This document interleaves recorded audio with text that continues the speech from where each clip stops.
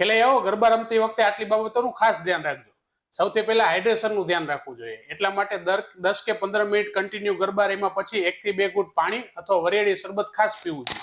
એ ઉપરાંત ભારે તળેલો તીખો તમતમતો ખોરાક ન લેવો જોઈએ.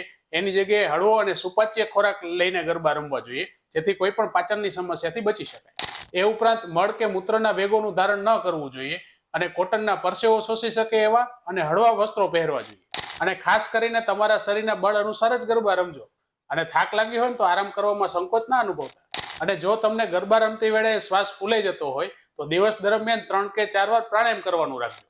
અને તમારા કાનને સાચવવા માટે એવી જગ્યાએ ગરબા રમજો કે જ્યાં સ્પીકરનો ઘોંઘાટ ભર્યો અવાજ ના પહોંચે. અને એવી જગ્યાએ ઓળખવા માટે અત્યારે બધા પાસે સ્માર્ટફોન તો છે જ.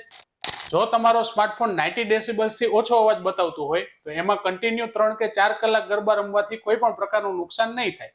પરંતુ જો 90 ડેસિબલ્સ થી વધારે અવાજ બતાવે છે અને તમે કન્ટિન્યુ વધારે સમય સુધી ગરબા રમો તો એ તમારા કાનની સાંભળવાની શક્તિને ડેમેજ કરી શકે છે.